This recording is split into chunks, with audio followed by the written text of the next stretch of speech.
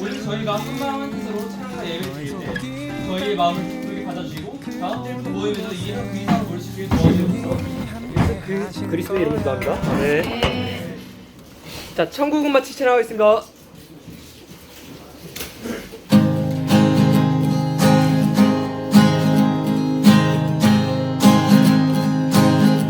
천국은 마치 천국은 마치 밭에 감추는 보화 땅속에 묻힌 아무도 모르는 보석 천국은 마치 밭에 감추는 보화 땅속에 묻힌 아무도 모르는 보석이라네. 처음으로 천국은 마치 밭에 감추는 보화 땅속에 묻힌 아무도 모르는 보석 천국은 마치 밭에 감추는 보화 땅속에 묻힌 아무도 모르는 보석이라네. 그 보석 발견한 사람은 기뻐 뛰며 집에 돌아가 집 팔고 땅 팔고 냉장고 팔아 기어이 그 밭을 사고 말 거야. 천국은 마치 밭에 감추는 보화 땅속에 묻힌 아무도 모르는 보석 천국은 마치 밭에 감추는 보화 땅속에 묻힌 아무도 모르는 보석이라네.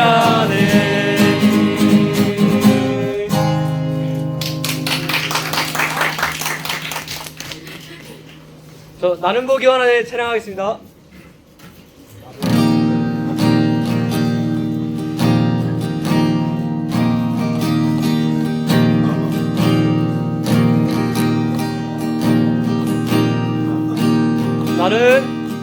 나는 보기 원하네.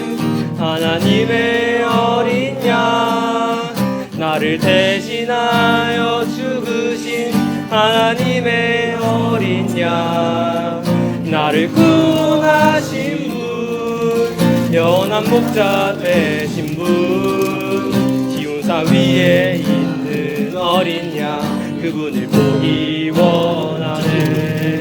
다시 처음으로 나는 보기 원하네.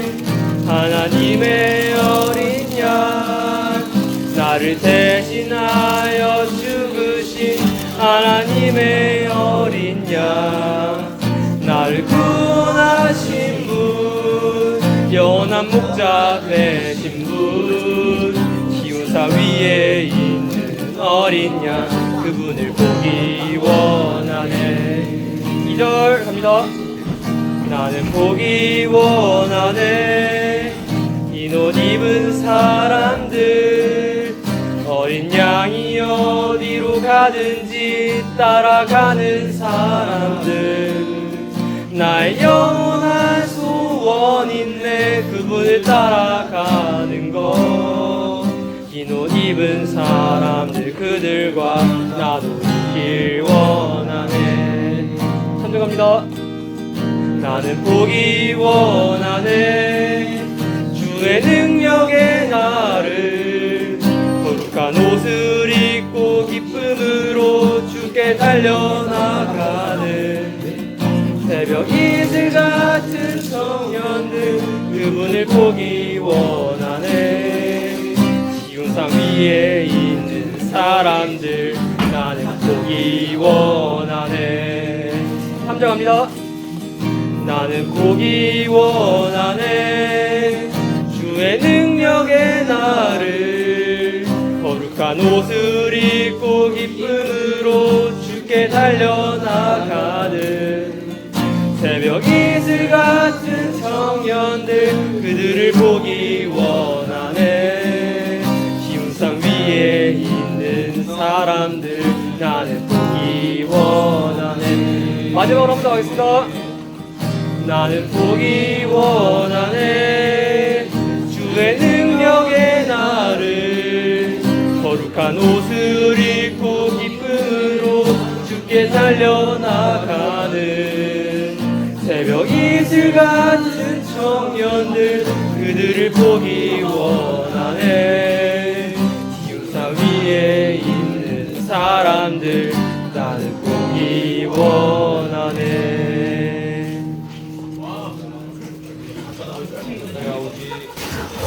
이렇게 다 같이 시험이 얼마 안 남았지만 다 같이 모여서 예배를 드릴 수 있게 하시며 감사드립니다. 하나님, 저희가 이러한 상황 속에서도 다 같이 나와서 예배를 드리니 이 작은 마음들을 귀하게 여겨주시옵시고 저희가 이제 시험 볼 때 더욱 좋은 성적이 날 수 있도록 주님 도와주시옵시고 함께 하십시오. 오늘도 살아계신 예수님의 이름으로 기도드렸습니다. 네, 교독해서 읽어볼게요. 교독 뭔지 알죠? 제가 먼저 읽고 나중에 꾸대 같이 읽을게요. 제가 먼저 읽겠습니다. 예수께서 그들 앞에 또 비유를 들어 이르시되 천국은 좋은 씨를 제 밭에 뿌린 사람과 같으니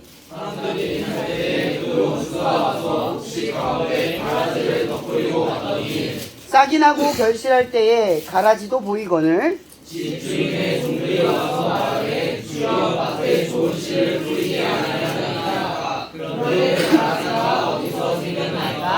주인이 이르되 원수가 이렇게 하였구나. 종들이 말하되 그러면 우리가 가서 이것을 뽑기를 원하시나이까?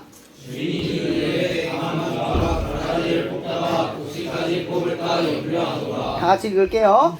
둘 다 추수 때까지 함께 자라게 두라. 추수 때에 내가 추수꾼들에게 말하기를 가라지는 먼저 거두어 불사르게 단으로 묶고 곡식은 모아 내 곳간에 넣으라 하니라. 아멘. 네, 오늘 말씀의 제목은요, 무엇이 원수인가? 무엇이 원수인가라는 주제를 가지고 나누려고 해요. 우리가 지난 시간 나눴던 말씀을 떠올려 보면, 그럼 하나님의 공동체, 그러니까 하나님의 형제와 자매가 되는 그 패밀리가 되는 그 공동체가 되는 조건들은 은혜이지만 그 은혜 안에 들어가는 사람들에게 예수님께서 했던 단 한 가지의 핵심적인 말이 있었어요. 그건 뭐냐면 그 말씀을 듣고 행하는 자가 형제이고 자매이다 라는 고백이었죠. 그럼 여기서 말씀을 듣고 행한다라고 하는 건 단순히 제가 지난번에 말하기론 그냥 교회 잘 나가고 기도 잘하고 찬양 잘하는 이렇게 행동을 잘하는 사람을 의미하는 게 아니에요. 여기서 중요한 핵심은 뭐였죠? 듣고 행동한다는 뜻이에요. 듣고. 여기서 누구의 말씀을 듣는다는 거죠? 하나님의 말씀을 직접 듣고 행할 수 있는 사람. 그 사람이 누구다? 하나님의 공동체 안에 들어오는 사람이다 라는 의미를 가져요. 그래서 제가 지난번에 얘기하기로 하나님과 우리에게 가장 중요한 것은 관계예요. 관계. 그러면 이렇게 지금 다시 질문을 던지는 거예요. 교회의 원수는 무엇을 목적으로 둘까요? 무엇을 목적으로 둘까? 우리가 구원을 받는 게 관계인데 원수는 이 관계를 어떻게 하길 원할까? 끊으려고 합니다. 그렇죠. 끊으려고 하거나 끊게 하거나 오해를 쌓이게 만들거나 반목하게 하거나 관계를 어그러뜨리는 게 원수의 뭐예요? 목적이에요. 목적. 이런 여러분 게임하면은 뭐 축구할 때 여러 가지 기술이 있겠지만 두 가지만 주의하면 되잖아요. 골을 넣는 것과 골을 안 먹히는 거. 그쵸? 요 두 가지만 잘하면 경기에서 이기는 거죠. 그죠? 이 룰만 이기면 되는 거예요. 그러면 여러분들 축구를 할 때도 제일 먼저 분석하는 게 누구예요? 제가 축구 잘한다. 야, 쟤만 막 하면 돼. 이런 말 하잖아요. 그죠? 네. 우리가 이길 때 가장 중요한 핵심은 뭐냐면 상대를 이해하는 거예요. 상대의 의도를 먼저 간파하는 거죠. 제가 먼저 이야기를 했어요. 여기서 말하는 원수란 하나님과 우리의 관계를 끊어버리는 목적을 가지고 있는 목적을 가지고 있는 존재를 말해요. 그래서 성경에서는 이 41절에 뭐라고 언급하냐면 첫 번째, 불법을 행하는 자. 그러니까 여기서 말하는 건 죄를 지은 사람을 의미를 하는 게 아니에요. 여러분, 죄라는 건 아주 작은 미세한 틈을 통해서 더 큰 죄의 형태로 번져요. 그래서 이거를 속담으로 뭐라고 이야기하냐면 바늘도둑이 소도둑 된다. 여러분, 제가 이걸 이해했던 게 중학교 때였어요. 처음에 볼펜을 하나 훔쳤는데 심장이 두근거렸거든요. 근데 안 걸리고 한 달, 두 달이 걸리니까 어떻게 된 줄 아세요? 더 큰 걸 훔치기 시작하는 제 모습을 봤어요. 여러분, 죄는 그 정도 가지고 뭐가 죄야? 그 정도가 뭐가 문제야? 이렇게 생각할 수 있어요. 근데 운 좋게 잘못이 안 걸리면 더 큰 잘못으로 연결이 돼요. 근데 계속 안 걸리면 어떻게 될까요? 더 큰 죄로 성장을 하겠죠. 차라리 우리가 죄를 졌을 때 혼나면 그나마 다행인데, 제일 큰 문제는 죄를 짓고도 그걸 가지고 아무런 지적을 받지 않은 채로 평생을 살면 그 사람은 더 큰 죄의 범람에 자기가 무슨 죄를 졌는지조차도 깨닫지 못하는 상태가 돼버려요. 그래서 여기서 불법을 행하는 자는 뭐냐면 죄의 인지조차가 없는 거예요. 어느 곳에 가든 죄를 범람하게 만드는 바늘도둑과 같은 그 태도를 갖는 거죠. 원칙을 딱 정하면 원칙을 제일 먼저 깨고, 뭔가를 지키자 하면 그 모든 지킨 것을 제일 먼저 파손하는 사람, 그 불법을 행하는 자를 의미를 해요. 그럼 또 다른 사람은 어떤 사람일까요? 그거 뭐냐면 그 불법을 행하는 자 말고 또 다른 사람은 넘어지게 하는 사람. 넘어지게 하는 사람. 넘어지게 하는 것이라고 표현합니다. 넘어지게 하는 것. 이런 사탄은 눈에 보여요, 안 보여요? 안 보여요. 우리가 알고 있는 원수는 눈에 보이지가 않아요. 근데 이 원수의 목적은 우리의 삶 가운데 흘러요. 이런 집에서 가만히 아무것도 안 하고 생각하면 무슨 생각이 먼저 들어요? 좋은 생각이 먼저 들어요? 나쁜 생각이 먼저 들어요? 나쁜 생각. 부정적인 생각 들죠. 난 왜 살지? 나 왜 이렇게 살지? 난 왜 못하지? 앞으로 어떻게 살아야지? 막 범람하죠. 이런 사탄이 제일 많이 우리에게 하는 짓이 뭔지 아세요? 좋은 생각을 주는 게 아니라 나쁜 생각을 심어요.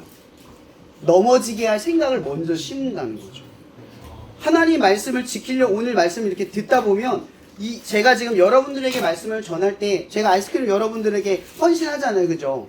의도를 가지고 있는 건 이 복음을 전하기 위한 수단일 뿐이지만 사실은 이걸 내주는 것에서는 아무런 조건도 의도도 없어요.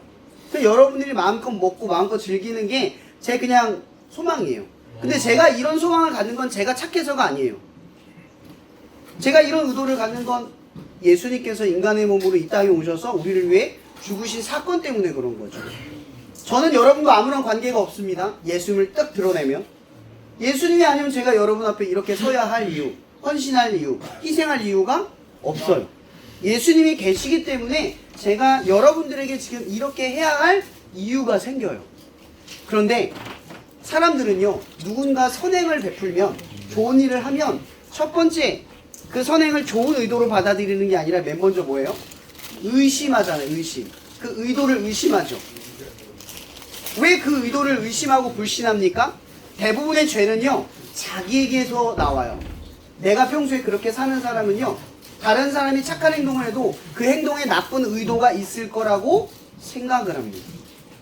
그래서 죄는 밖에서 시작이 되는 게 아니라 안에서 시작돼요. 대부분 우리의 마음과 생각 속에서 죄가 시작이 된다는 거예요. 그렇게 마음을 품을 때, 그렇게 마음의 의도를 가질 때. 근데 이 사탄, 이 원수는 어떤 역할을 하냐? 그 생각이 그래, 맞아. 그게 옳아. 네 생각이 지혜로워. 이런 생각으로 가라지를 뿌리고 간다라는 거예요. 이런 원수는 굉장히 교묘한 방식으로 여러분들의 삶에 하나님의 관계를 끊는 모든 수단과 방법을 아끼지 않고 사용을 합니다. 지금 이 상황에서도요, 어수선함, 분주함, 의도가 다름, 악한 마음, 그런 모든 것들이 우리의 생각에 가라지를 심어요. 그런데 우리가 중요하게 여겨야 될 거는 오늘 예수님께서 하시는 말씀이 이거예요. 원수는 있다는 거죠. 하나님에게 가까워지면 가까워질수록 원수는 어떤 일을 한다? 어떤 일을 한다? 관계를 무너뜨리려 한다. 그럼 반대로 말하면 하나님을 잘 믿는 사람들은 사탄의 유혹이 더 심하게 들어오기도 한다는 거예요. 우리가 만약 더 흔들리고 있다면 그건 우리는 바른 믿음으로 걸어가고 있다는 또 다른 증거이기도 한다라는 거죠. 여기서 우리가 기억해야 될 건 이거예요. 원수는 존재한다. 원수의 목적은 우리를 하나님과의 관계로부터 끊어내기를 원하는 것이다. 그럼 우리는 여러분 적의 의도와 방향을 알았어요. 그럼 어떻게 이기면 되죠? 의도를 알았잖아요. 하나님의 관계를 끊어내기 위해서 우리의 생각과 마음속에 심어낸 사탄의 의도를 이해했어요. 그럼 우리는 그 의도를 벗어날 수 있게 생각하고 행동하면 되는 거예요. 그러니까 대부분의 많은 사람들이요, 내가 믿음이 없어서 내가 죄를 졌기 때문에 하나님 앞에 잘 못 믿는다고 생각을 해요. 그런데 그것도 맞지만 대부분의 많은 것들은 사탄의 이 작은 의도로부터 속아서 하나님을 믿지 못하는 마음으로 번져가기 시작을 해요. 내 힘, 내 능력, 내 생각, 그 뜻의 가라지로 막 흘러들어가기 시작을 한다는 거죠. 끝으로 여러분들에게 말하고 싶은 건요, 하나님의 공동체에는 가장 중요한 핵심 하나가 있어요. 오늘 말씀에 뭐가 있냐면 하나님께서 이 땅에 오실 때 두 가지 곡식과 가라지로 가른대요.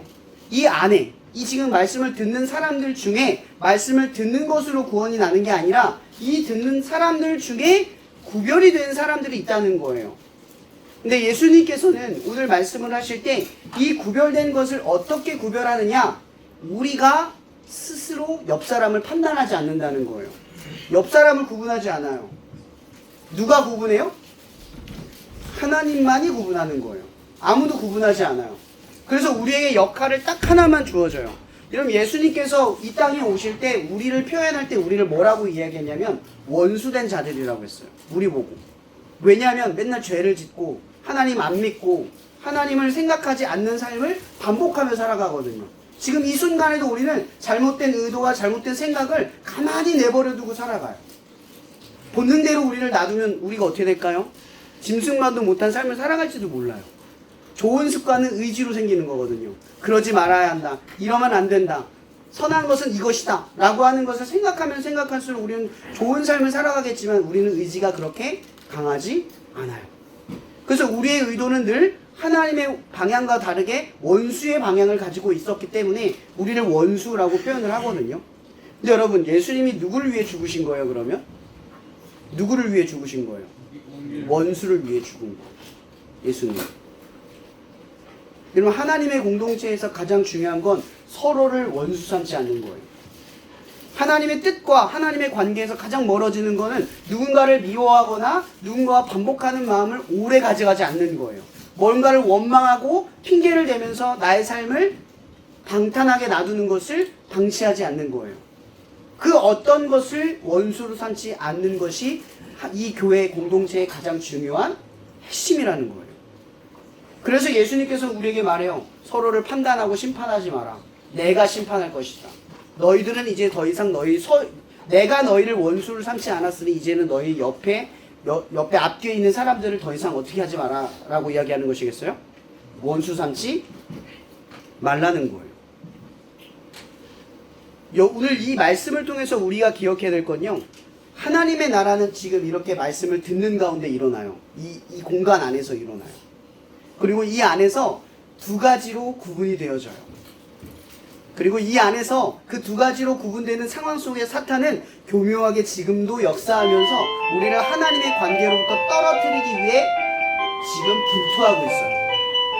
그 반대로 말한다면 우리는 그 원수의 수없는 의도로부터 지금 오늘 이 말씀을 듣고 어떻게 살아야 할지를 고민하는 사람들로 구분되기도 한다는 얘기예요. 끝으로 여러분들이 기억하고 싶은 건요, 우리가 절대 속지 말아야 할 것은 서로를 원수 삼는 것이 하나님의 관계를 완전히 어그러뜨리는 일이라는 거예요. 이제 우리에게 주어진 건 딱 하나입니다. 더 이상 원수 삼지 않는 삶을 살아가는 거예요. 이것이 가라지가 되지 않는 삶입니다. 우리가 지금 이 말씀을 통해서 기억해야 될 단 한 가지, 천국은 듣고 행하는 자에게 주어진 하나님의 무한한 은혜예요. 그리고 이 은혜에 들어가기 위해 우리가 분투하고 애써야 할 가장 큰 이유는 바로 이 원수의 신랄한 대적의 관계를 우리가 겪고 있다라는 겁니다. 그냥 거접할 수 있는 것이 아니라 이 원수와 대적하며 하나님의 나라로 나아가기 위해서 지금 이 순간 우리는 우리 안에 있는 가라지를 뽑아내지 않고 가만히 내버려둔 상태로 살아가지만 하나님께서 우리를 가라지가 자라나지 않도록 우리를 지켜주신다는 거예요. 근데 그 지켜주시는 것이 무엇이냐? 바로 오늘 이 순간 우리가 원수를 대적하는 마음을 가지고 더 이상 분노를 품지 않고 원수를 삼지 않는 마음을 갖는다라는 겁니다. 이 시간 여러분의 삶 속에 더 이상의 원수의 가라지가 자라나지 않았으면 좋겠어요. 원수는 단지 대상뿐만이 아니라 나를 원망하게 만들고 나를 비난하게 만들고 내가 핑계대게 만드는 모든 것입니다. 오늘 이 말씀을 꼭 기억하시고 시험을 준비하는 그 기간 동안 여러분 안에서 잘못된 마음들이 자라나지 않는 그런 시간이 되게 하셔서 하나님이 원하는 뜻대로 이 시간들을 사용할 수 있기를 예수님의 이름으로 축복할게요. 기도하고 마칠게요. 사랑해 주님 감사합니다. 오늘 우리가 천국에 대해 배웠습니다. 오늘 우리가 배운 이 말씀들은 우리가 이해할 수 있는 것이 아닐 수도 있지만 하나님 이 가운데에 말씀을 기억하여 듣고 행하는 자들이 일어나기를 원합니다. 더 이상 이 천국의 소망을 붙들고 살아가는 자들 중에 더 이상 마음의 원수를 품고 살아가는 마음이나 불법을 행하는 그런 마음을 계속해서 놔두는 그런 마음, 가라지를 허용하고 원수를 대적하지 않는 그런 마음들이 우리 안에 없게 하시고 이 시간 내내 우리 안에 생겨나는 불순하고 죄악된 생각들을 오직 말씀 가운데에 우리가 물리치며 살아갈 수 있도록 도와주시옵소서. 그리하여 우리 친구들이 이 시험 기간을 통해 더욱더 하나님의 뜻과 가까워질 수 있는 시간이 되기를 간절히 바랍니다. 힘들고 어려운 이 시간 통하여 하나님의 위로와 격려가 있기를 간절히 바라오며 살아계신 예수 그리스도 이름으로 감사하며 기도합니다. 아멘.